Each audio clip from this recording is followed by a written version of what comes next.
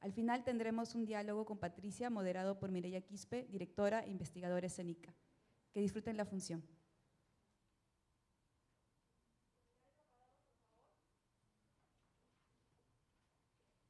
El Teatro La Plaza les da la bienvenida. Por recomendación de INDECI, les indicamos dónde se encuentran nuestras salidas de emergencia. La primera está ubicada al lado izquierdo del escenario. Las otras dos se encuentran en la parte posterior de la sala. Ubique usted la salida que le resulte más cercana.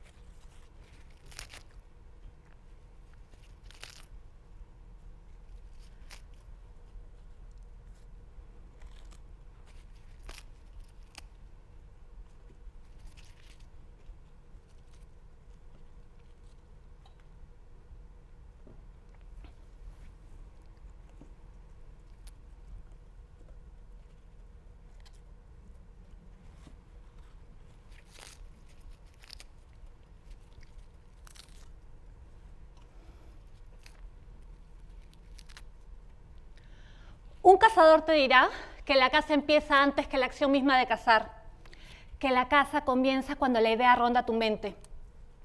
Entendamos por caza a esa actividad generalmente realizada por un hombre en la cual se captura y aniquila a un ser viviente en estado salvaje, previo acecho, persecución y acorralamiento.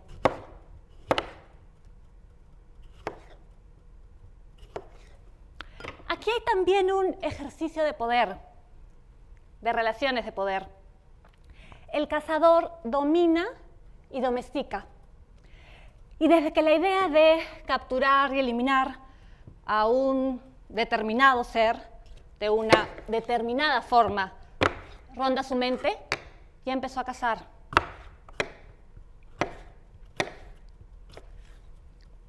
Lo hace desde que imagina qué estrategias va a utilizar.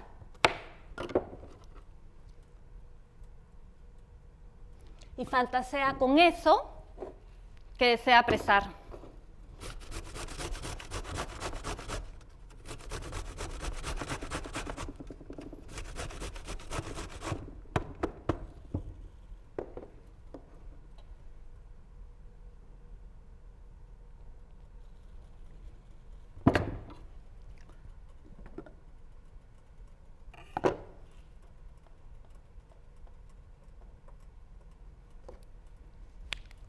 Sin muerte no hay cacería.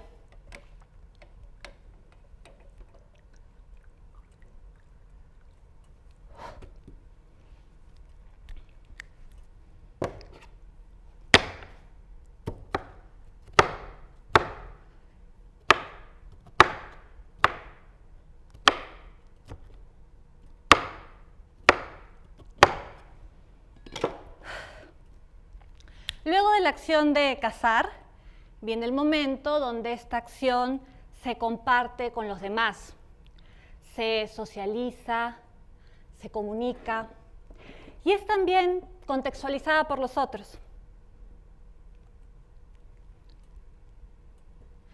Finalmente, esto que se ha compartido con los demás es interiorizado por uno y por el resto. Generamos un nuevo entendimiento. Le damos un valor, le damos un lugar. Ese saber se transmite, se hereda de generación en generación. No solo aprendemos a cazar cuando cazamos, aprendemos a cazar cuando hemos visto cazar, cuando hemos visto la violencia, la sangre, la muerte. ¿Qué cazas? ¿Cómo cazas? ¿Dónde cazas? ¿Cuándo cazas? Y sobre todo, ¿por qué cazas? ¿Qué utilizas para cazar? ¿Utilizas lanzas? ¿Utilizas flechas, arcos? ¿Utilizas ballestas, escopetas? ¿Utilizas trampas, veneno, anzuelos? ¿Utilizas tu atención, tu deseo, tu poder, tus vacíos, tus fantasmas?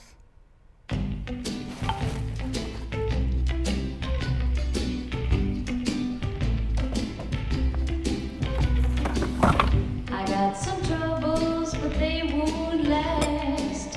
I'm gonna lay right down here in the grass, and pretty soon all my troubles will pass. 'Cause I'm in shoo shoo shoo, shoo shoo shoo, shoo shoo shoo shoo shoo shoo, Sugar Town.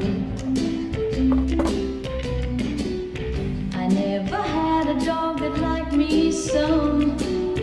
Never had a friend who wanted one. So I just lay back and laugh at the sun. 'Cause I'm in shoo shoo shoo, shoo shoo shoo, shoo shoo shoo shoo shoo shoo, Sugar Town.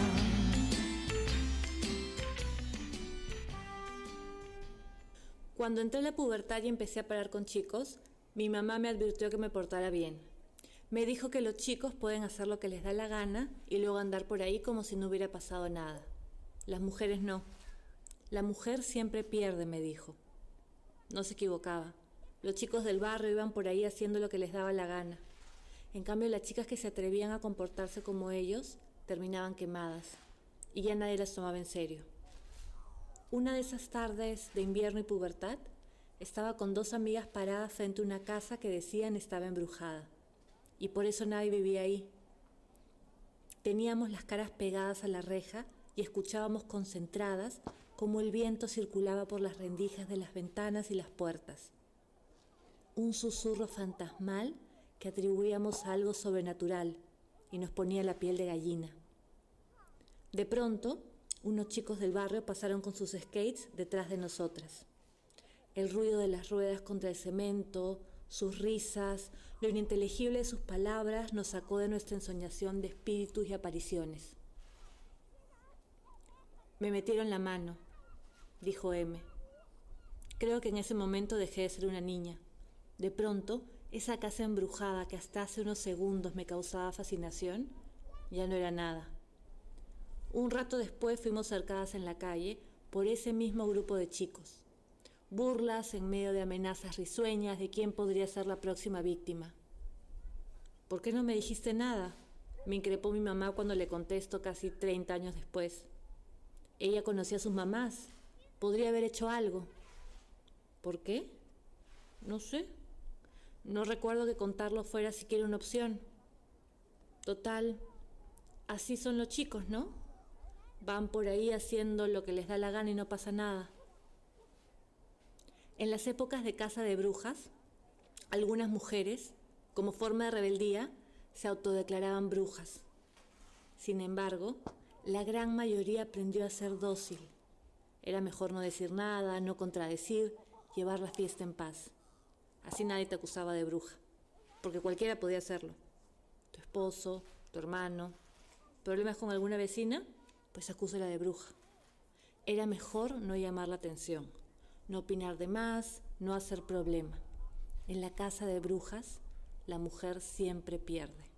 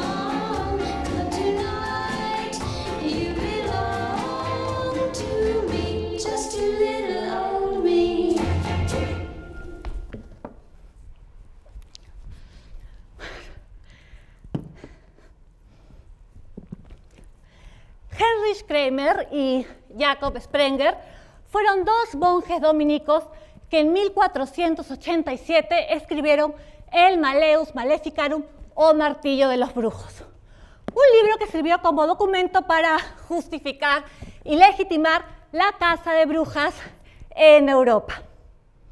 Este libro fue utilizado por sacerdotes, jueces civiles y también por inquisidores. Cuando lo publicaron, ya existía la imprenta y se dice que llegaron a imprimir hasta 30.000 copias. Bueno, como comprenderán, estos no son los verdaderos rostros de... Ay, para que los vean bien, disculpen. Como comprenderán, estos no son los verdaderos rostros de Heinrich Kramer y Jacob Sprenger. Como les dije, fueron dos monjes dominicos del siglo XV. Bueno, este sí es Jacob Sprenger, pero no Jacob Sprenger, el monje dominico del siglo XV, sino un oficial nazi de alto rango que se llamaba igual, Jakob Sprenger. Yo dije, bueno, comparten nombre, comparten espíritu, esta noche va a ser nuestro monje Sprenger.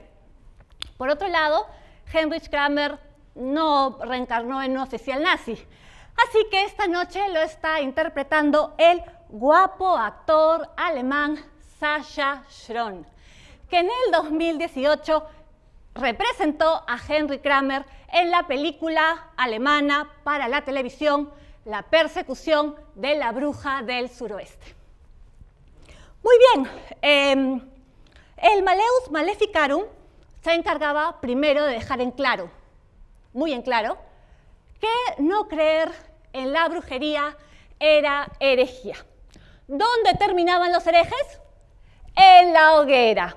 Conclusión, nadie se atrevía a contradecir las decisiones de los tribunales de brujas. No importa lo ridículo de las decisiones. Por ejemplo, la última mujer quemada en Inglaterra, junto con su hija de 9 años, fue acusada de haber causado una tormenta por quitarse las medias.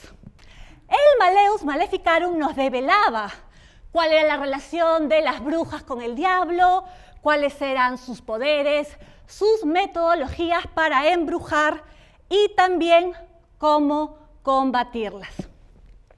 Les cuento, por ejemplo, que las propiedades de las acusadas eran requisitoriadas por los inquisidores y además tenían una gratificación por bruja quemada. Como comprenderán, las confesiones se obtenían bajo tortura y además se les pedía a las mujeres que acusaran a otras mujeres. Entonces así se armaba una cadena de culpables. Después preguntan por qué las mujeres somos así unas con otras. En fin. Bueno, los castigos terminaban siempre en una muerte pública y estas podían ser flagelación, lapidación, estrangulación, ahogamiento y sobre todo hoguera. Génova, Italia, 1513. En solo 3 meses se procesa a 5.000 mujeres y 7.000 en Treveris, una hermosa ciudad de Alemania. Ahora, ustedes se preguntarán, ¿pero de qué se les acusaba exactamente? Yo se los voy a decir. Una bruja podía, en mayor o menor medida, o menor o mayor medida, tienen que entender que no todas son igual de poderosas, hacer todo lo siguiente. Provocar tempestades, granizos y rayos. También pueden matar o herir con un rayo a quien les provoque. Pueden causar esterilidad en animales y hombres. Pueden producir impotencia en hombres. Pueden crear la ilusión que un hombre se cree animal. Pueden transformarse en un animal. Pueden volar por el aire. Pueden mostrar cosas ocultas o mostrarte el futuro. También pueden causar amor u odio desmedido. Pueden hechizar a un animal o un hombre con una simple mirada. Pueden matar sin tocarte. Pueden producir todas las pestes. Todas. Coronavirus. Y también pueden provocar enfermedades como lepra, ceguera y epilepsia. El Malleus Maleficarum tiene una estructura de preguntas y respuestas. Y para que nos ayuden a comprenderlas, aquí tenemos a nuestro All Male Panel que nos va a ayudar esta noche.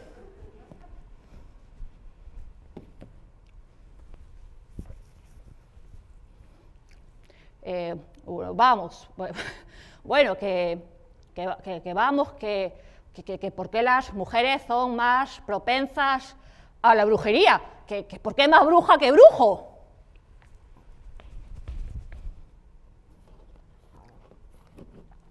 Fémina proviene de fe y minus. Fémina, fe minus, porque es muy débil para mantener la fe.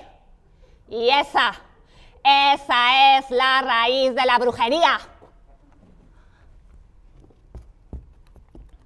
3 vicios tienen las malas mujeres: ambición, infidelidad y lujuria. Las mujeres tienen una lujuria insaciable.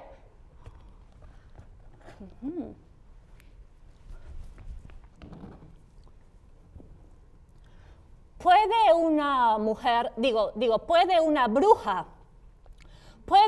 bruja crear la ilusión de que no tienes pene?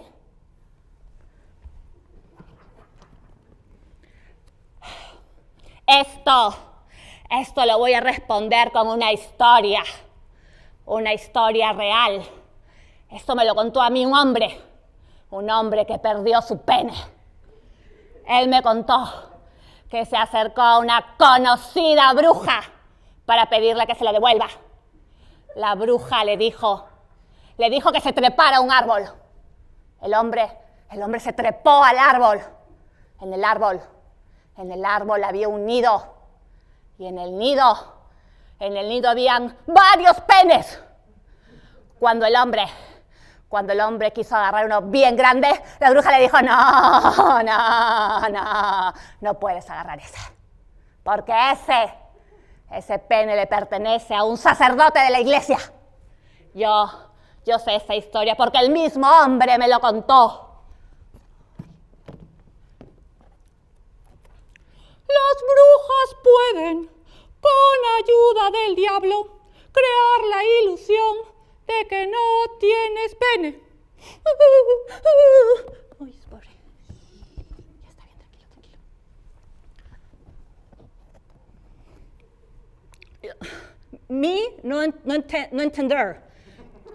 No entender por qué las brujas no se enriquecen. Why, Philip, why?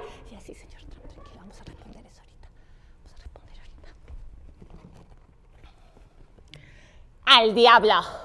Al diablo le gusta mostrar su desprecio por Dios, comprando a las brujas por el más bajo precio posible.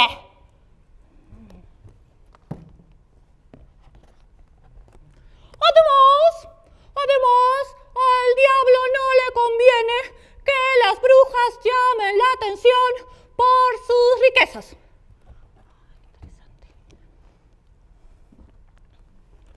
Yo no necesito micrófono, ¿ya? No necesito micrófono. Oye, mira, yo te voy a hacer una pregunta. Mira, yo voy a ser abogado del diablo, ¿ya? Yo voy a ser abogado del diablo. Y te voy a hacer una pregunta que seguro que todo el mundo se está preguntando, pero que después no digan que yo no pregunto lo que tengo que preguntar. Si las brujas pueden hacer todo eso que dicen que pueden hacer, que te vuelan y qué sé yo, ¿por qué no matan a los inquisidores que las persiguen? ¿Por qué? Ay, lo siento, señor Trump.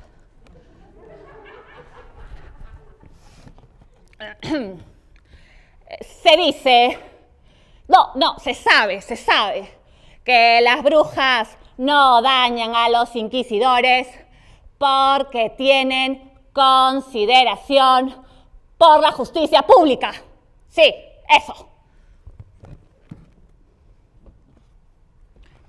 Se podrían presentar muchos ejemplos sobre esto, pero el tiempo no lo permite. Bueno, al parecer el tiempo no permite ahondar tanto en este tema como si en la desaparición o ilusión de desaparición de penes, que ocupa un espacio grande y un poco preocupante en este libro. Así que esta noche lo vamos a dejar aquí.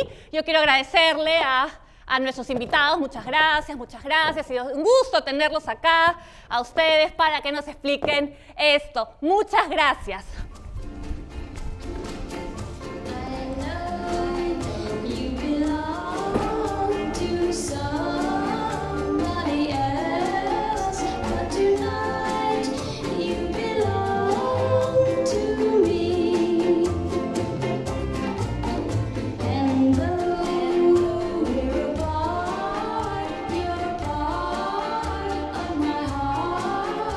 And tonight you belong to me. Way down along the stream, how sweet it will seem once more.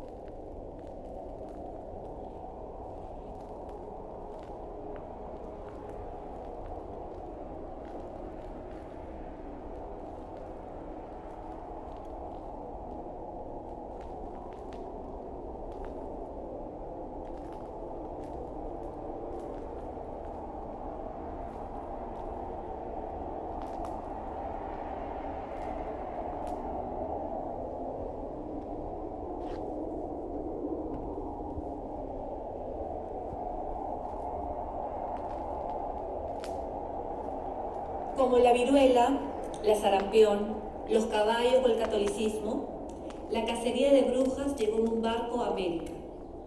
La instauración del virreinato del Perú impuso a los habitantes una nueva economía, religión y estructura político-económica.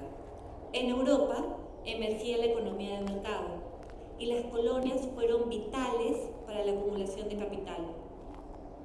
La evangelización iba de la mano con el cobro de tributos.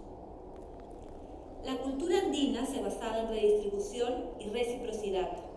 El concepto de propiedad privada europeo no existía, menos aún la condición de menores de edad que otorgaron a las mujeres. En la colonia, el testimonio de un español era igual al de 2 indios o 3 indias. Las mujeres fueron explotadas laboral y sexualmente, muchas veces bajo la excusa que vivían en pecado. El estereotipo que guió la caza de brujas en Europa encaminó la extirpación de idolatrías en Perú. Una vez más, las brujas fueron mujeres, ancianas y pobres en su mayoría. Las confesiones también se obtenían bajo tortura. Al igual que en Europa, en América, las mujeres fueron muy importantes en los movimientos de rebelión frente a la opresión. Solo los hombres andinos tuvieron la oportunidad de ejercer puestos públicos. Las mujeres transformaron su invisibilización en una oportunidad de defensa de la religión y la cultura andina frente a la opresión española.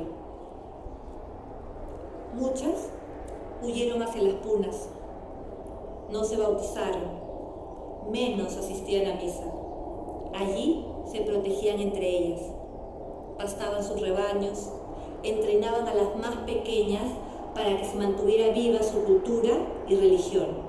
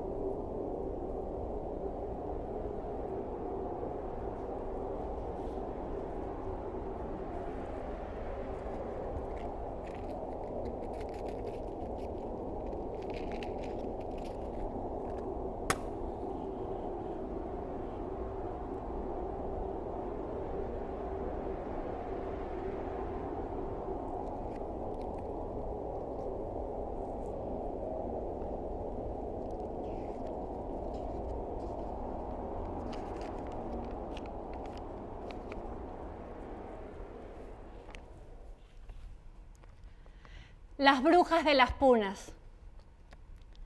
Catalina Huaycayano. Francisca Cocha. Francisca Yaxa. Inés Capsa. Francisca Quillay.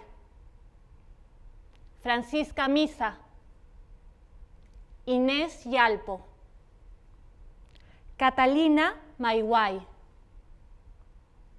Asto Malao, Magdalena Antonia, Leonor Navín, Francisca Huaca Quillay, María Francisca, María Micaela, María Cargua, Francisca María.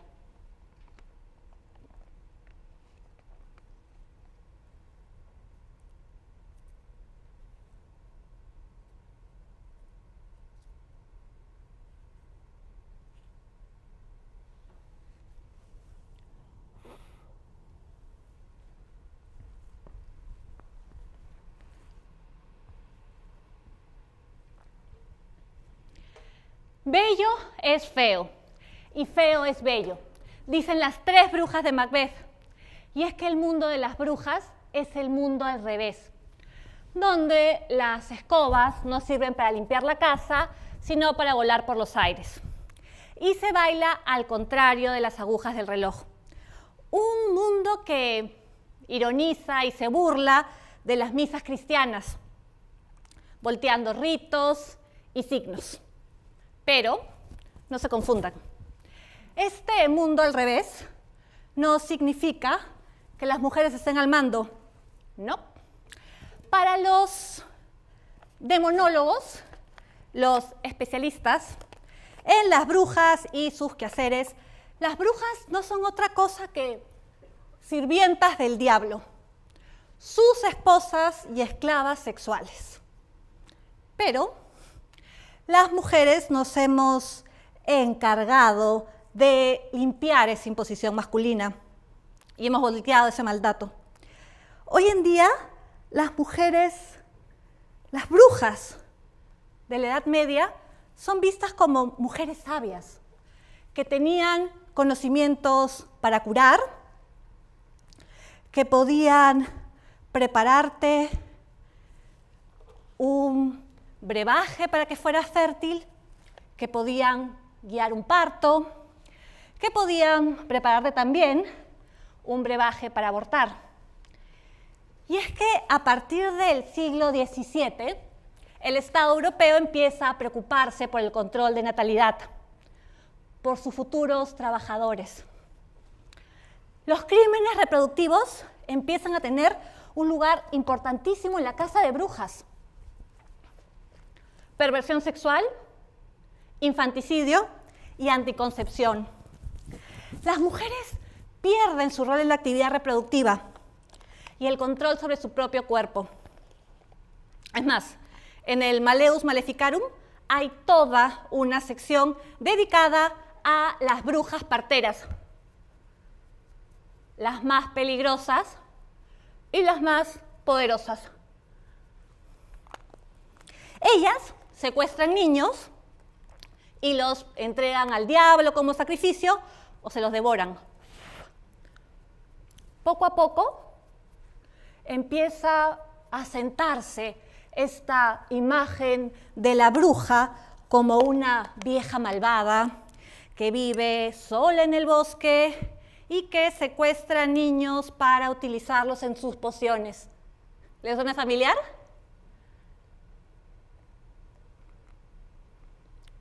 Argentina, 2020, el año pasado.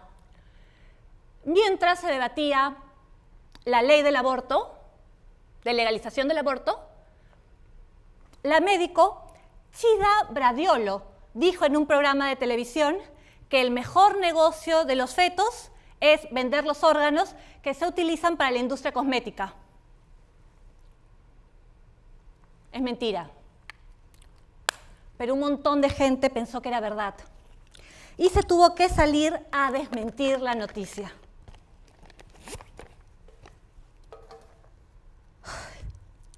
Las mujeres no abortamos para crear pociones que nos hagan ver jóvenes y bellas.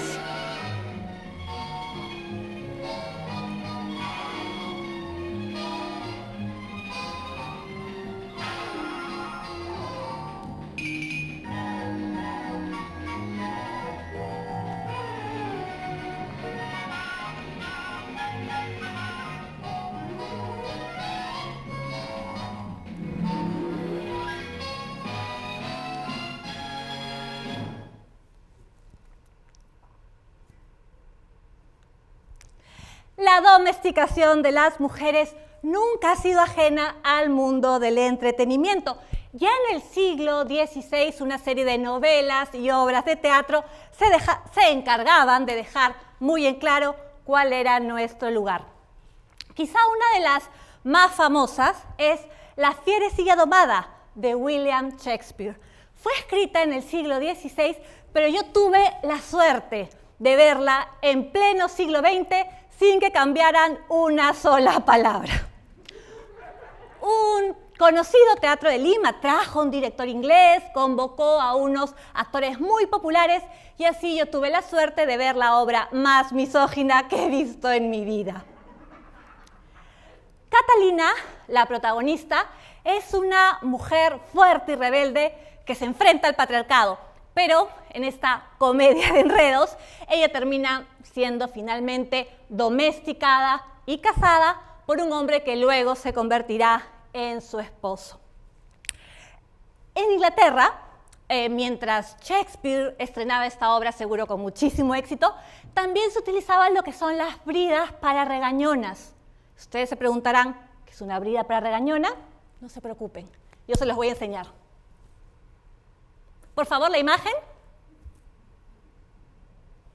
Muy bien. La brida para regañona era un artefacto de hierro que se le ponía en el rostro a las mujeres de lengua afilada. Ustedes se preguntarán, ¿es la brida para regañonas un instrumento de tortura? Yo les respondo que sí, sí lo es. ¿Por qué? La brida para regañona lo que hacía era te sujetaba la lengua. Entonces no podías moverla.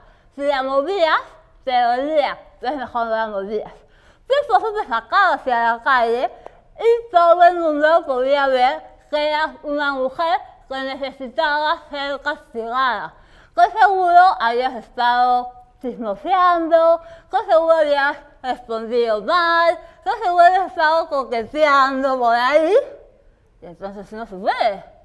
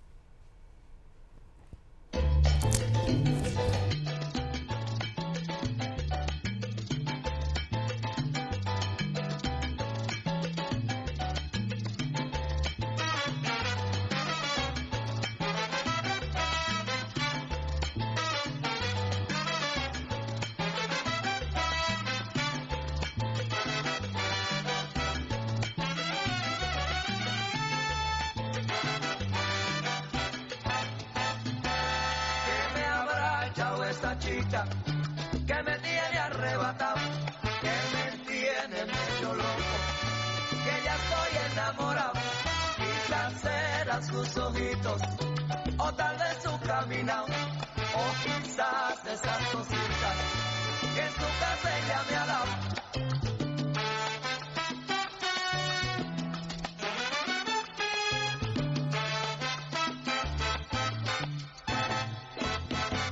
Que tú me tienes temblando de noche y de día. Tú me hiciste brujería. Me quieres mandar para la tumba fría. Tú me hiciste brujería. Bruja, bruja, brujita. Tú me hiciste brujería. Demonio. Tú me hiciste brujería. Me echaste no sé qué en la comida. Tú me hiciste brujería. Siento una cosa fría.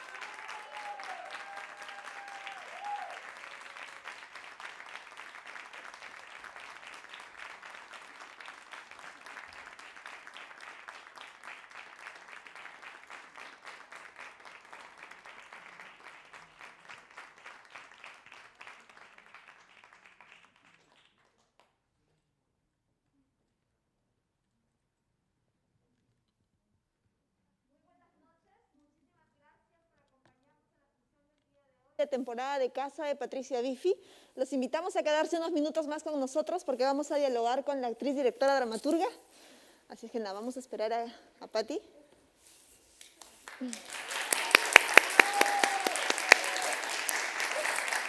No, bueno, que no es así ya. Creo que vamos a poner. Ok.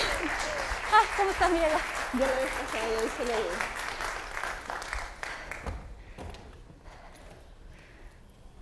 Gracias. Ay, qué lejos.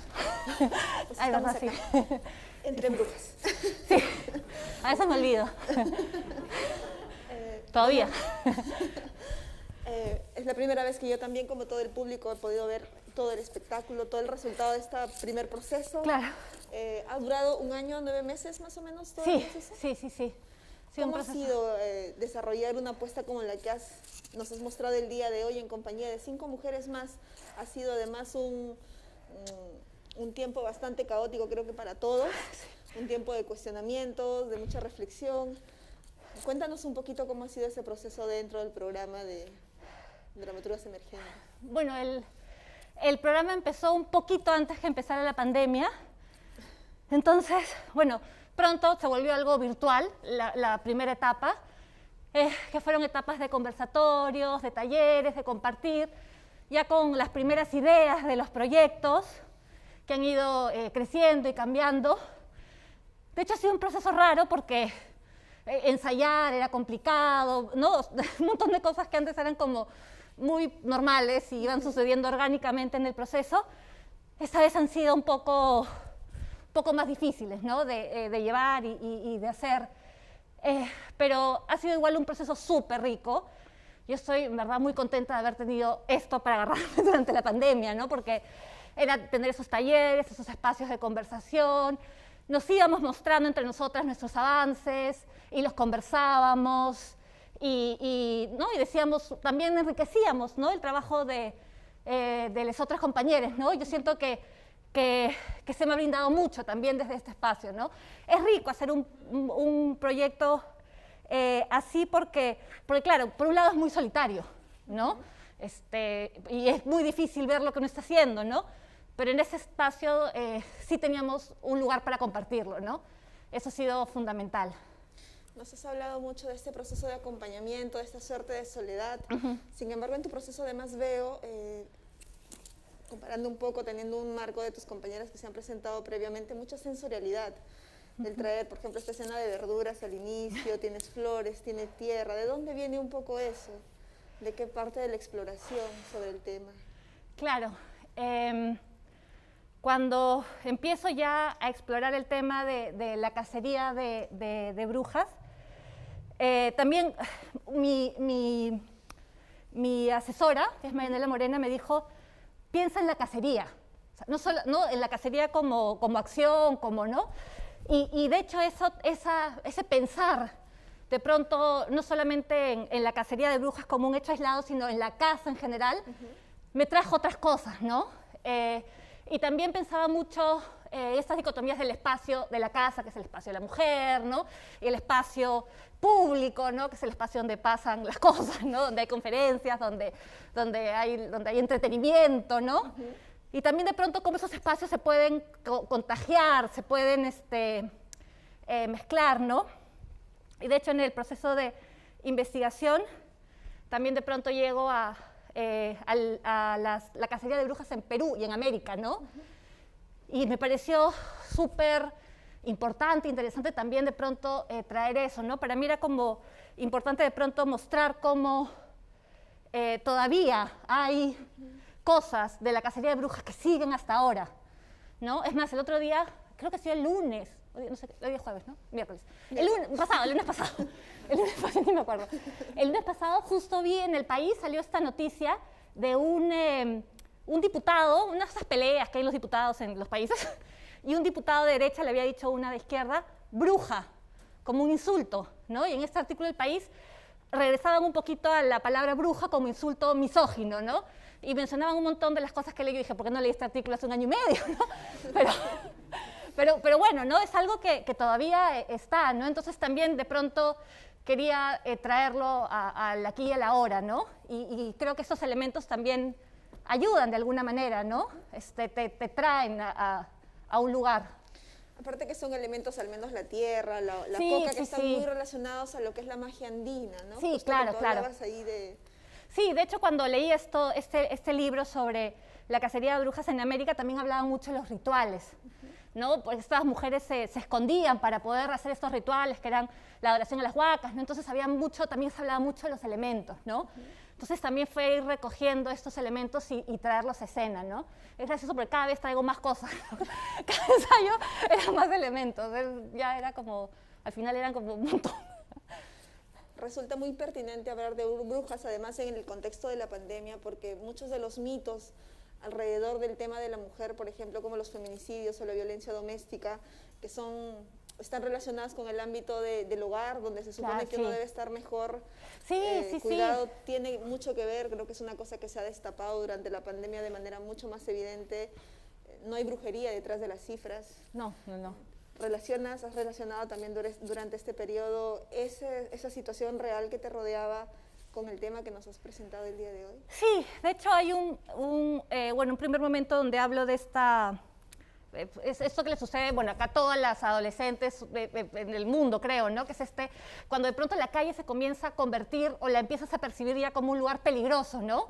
Y de pronto te encierras en la casa, en el espacio privado, pero el espacio privado también termina siendo pues un espacio incluso más peligroso, ¿no? Es interesante pensar en eso, ¿no? Cómo el espacio privado también termina siendo también un espacio incluso peor que el espacio público, ¿no? Es bien duro, ¿no? Ver esto, sobre todo en la pandemia, ¿no? Sí, conversábamos contigo en una pequeña entrevista que le hicieron, que pueden visitarla en la página que ya está publicada. Nos hacía referencia a Hechizada, que creo que por acá estamos generacionalmente bastante identificados con la serie, por lo menos la hemos visto. Cómo esta bruja finalmente termina siendo domesticada. Sí. Termina ocultando sus poderes y sus habilidades para ser un ama de casa. Sí, no la dejan. Y no la Además, dejan. en la serie, o sea, ya cuando la ves desde ahí, no le permiten ser bruja, ¿no? Ella tiene que, o sea, digamos, pudiendo haber hecho todo, moviendo la nariz, tiene que hacer todas esas cosas, ¿no? Y claro, la suegra, que es como la mala, en realidad estaba molesta porque no la dejaban ejercer ser bruja, ¿no? Sí, es bien interesante cómo también encontramos todo esto en la cultura popular, ¿no? Que también es algo que quise traer, porque sí es verdad que varios de mis referentes son libros y qué sé yo, pero también están pues en la cultura, en la música, en la televisión, en el entretenimiento, ¿no? Las obras de teatro, las novelas, en otros momentos, sí. Hay como una suerte de pasar por el filtro de lo espectacular, un tema tan duro Sí. como el tema de la violencia, y Sí. estamos tan además familiarizados con ese tipo de material como la canción que pusiste al final, que uno no cuestiona directamente ya aquello a lo que está expuesto. Sí, ¿no? creo que ya pasa a ser como parte de la cultura popular, ¿no? Pasa por la espectacularización, ¿no? Sí, hay como un montón de cosas, un montón de niveles, ¿no? En las cosas, creo que es interesante ver eso. ¿Nos podrías contar además un poquito más sobre el tema? ¿Cómo relacionas tú el capitalismo a este sistema de casa? Ah, ¿de la cacería de brujas? Sí.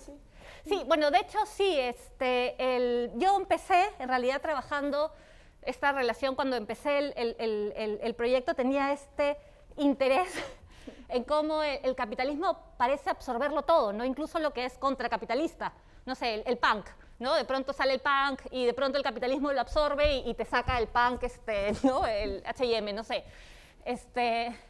Y claro, llego ahí en la cacería de brujas porque cuando, digamos, la sociedad cambia de lo feudal entra el capitalismo, tiene que haber esta reorganización de la población, ¿no? Entonces las mujeres son llevadas a la casa, en el caso de las colonias cumplen un rol pues, muy importante porque son las que llevan la plata, ¿no? De acá se lleva todo, ¿no? hacia Europa, entonces también cumple un rol importante y cómo la cacería de brujas también termina siendo este chivo expiatorio, ¿no?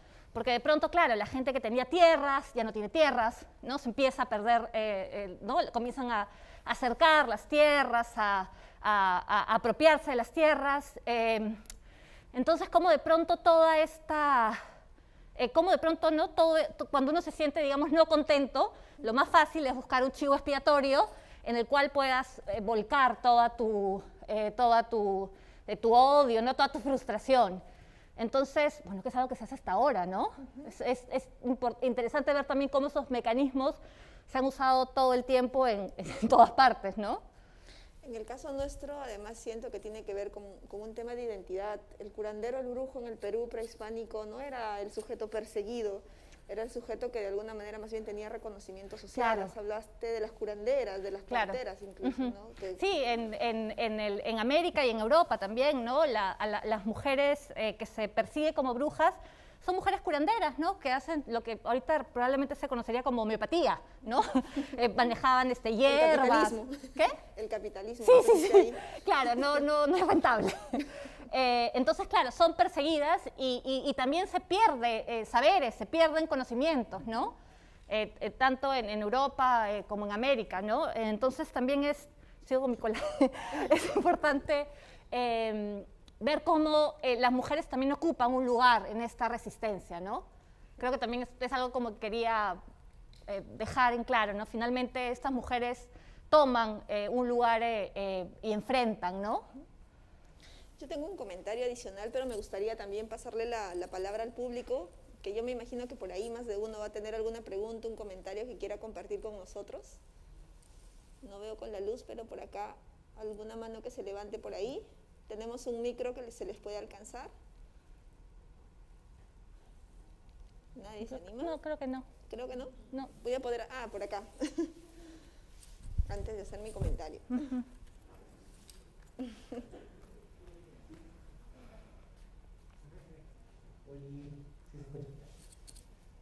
Nada, qué increíble experiencia, la verdad, porque es algo muy vivencial. Pero a mí me generaba como esta pregunta de cómo manejabas o cómo percibes tú este código de la conferencia performativa, ¿no? Porque hay tantas texturas, tantos códigos, tantos lenguajes que han sido como armonizados y aún así en mi cabeza todavía está como un garabato que simplemente es algo muy sensorial. Entonces no sé cómo lo percibes tú haber hecho todo esto.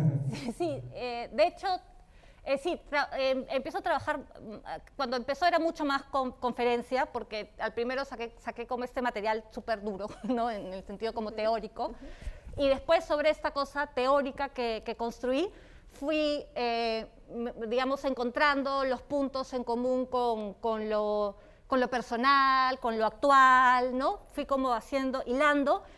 Luego también cómo llevar esto a escena, ¿no? Porque finalmente es un trabajo escénico, entonces hay que encontrar como diferentes lenguajes para llegar a cada cosa, ¿no? Entonces, en ese sentido, sí, el reto es ese, ¿no? Por ejemplo, para mí lo más difícil creo que fue hacer algo con el Maleus Maleficarum, ¿no? Que es un libro enorme, terrible, además muy mal escrito, ¿no? Que cuando hacen una pregunta interesante ya no hay tiempo, y es de ese tamaño.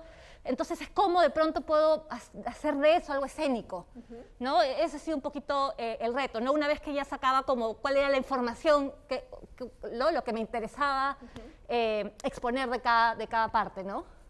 Sí, eso ha sido, y encontrar, sí, ¿no? Cuál era, cómo se cruza con lo personal, cómo se cruza con lo actual, y cómo también puede tener una presencia en escena. No sé si respondí tu pregunta. Sí. Sí. ¿Alguien más por ahí que se anime a hacer un comentario? ¿Alguna otra pregunta? Ahí para arriba está alguien Sí, levantando la manito. Hola, ¿qué tal? Me ha gustado mucho tu obra porque el principio me ha movido muchísimo en el tema de lo que es la seguridad femenina. Yo por lo menos soy extranjera y vengo huyendo de la inseguridad y llego acá y no entendía lo que era el feminismo hasta que llegué al Perú y lo he conocido un poquito y todavía lo sigo conociendo y trato de seguirlo leyendo, y tu obra me hizo entender algo muy, muy encajado en cuanto a eso. Me di cuenta de que definitivamente como mujeres siempre tenemos miedo estando en la calle. Tenía mucho miedo de lo que era de que me robaran, pero también aquí identifiqué que definitivamente El miedo de estar en la calle como mujer es súper real, es totalmente real, y al ver tu obra lo sentí, me movió y me hace identificarme y poder seguir entendiendo el feminismo y poder cada vez un poquito sentirme feminista, y te lo agradezco mucho.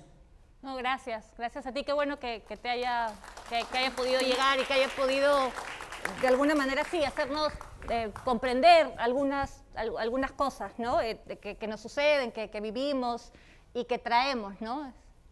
Y que es bueno que vayan apareciendo en escena igual a través del cuerpo, de la voz de la persona que reflexiona sobre su propia vivencia, su propio cotidiano, desde tu territorio, tu momento.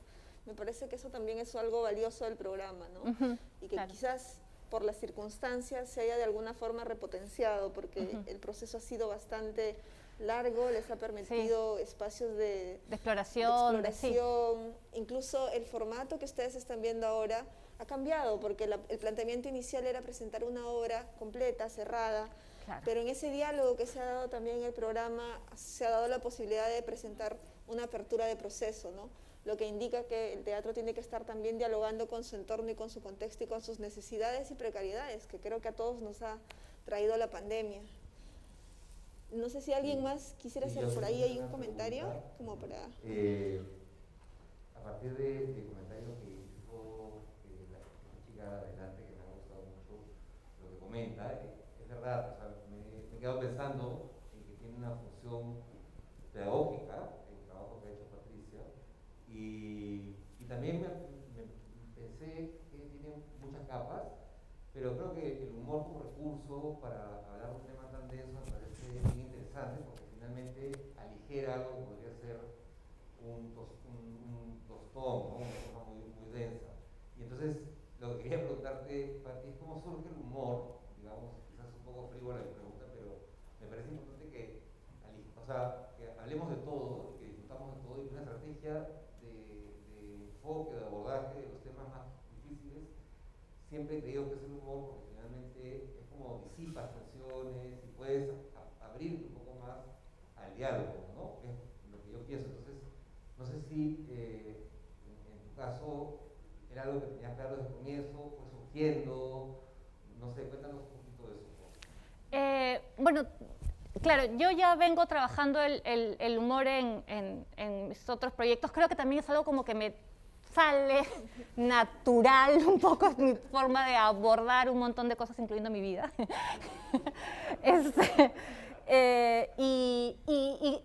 Sí, pero sí es interesante hablar de esto, porque una de las cosas que hablaba con mi asesora, que es Marianela Morena, ella me decía que lo que tiene el humor es que también el humor es lo sanado, ¿no? Cuando tú trabajas desde el humor, también estás trabajando desde un lugar de sanación, de algo que ya está superado, ¿no? Y también yo creo que el humor es como una herramienta poderosa para llegar a la gente, ¿no? Porque sí, es un tema que es terrible, ¿no? Ahora, también hay como mucho ridículo en esto, ¿no? Entonces también es como traer eso y mostrarlo, ¿no?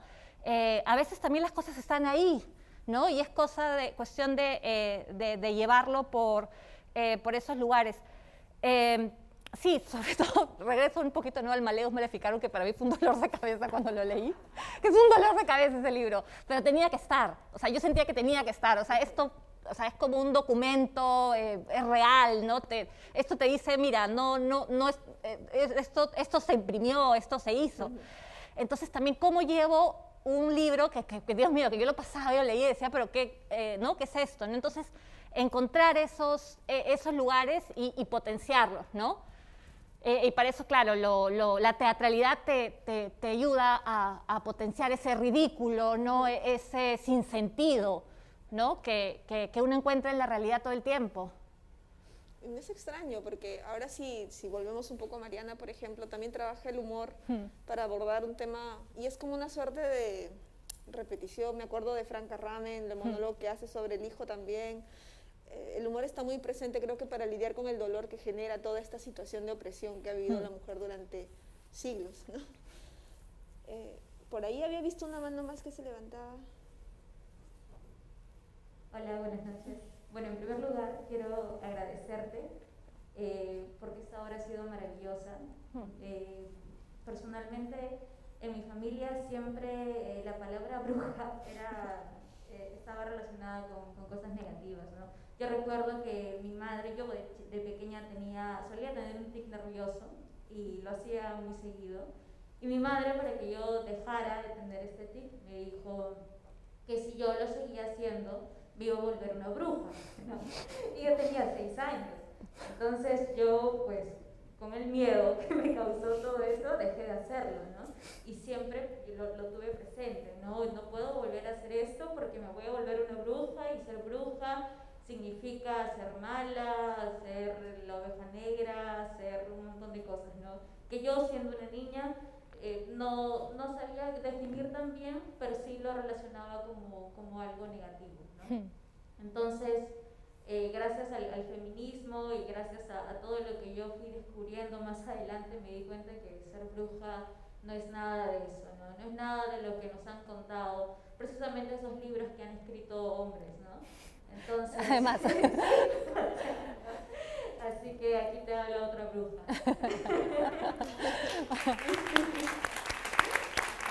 Y bueno, por último, en verdad quiero rescatar, también acá lo comentaron, el recurso que has utilizado, ¿no? La ironía para abordar esos temas que son tan fuertes, ¿no?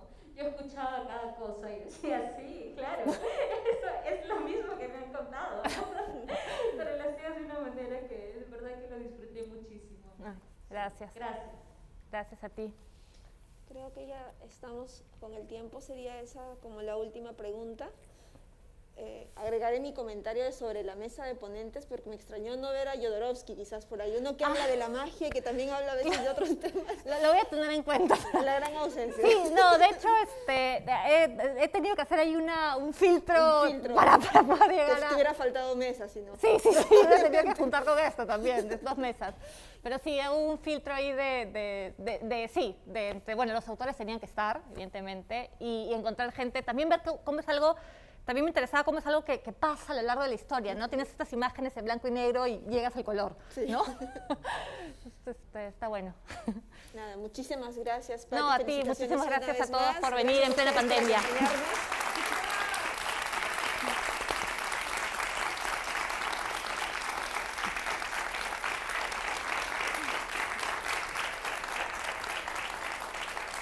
Los invitamos además a acompañarnos en las siguientes fechas de Sala de Parto. Todavía no se termina el festival, tenemos hasta el día domingo varias actividades de acceso libre vía streaming y con entrada presencial.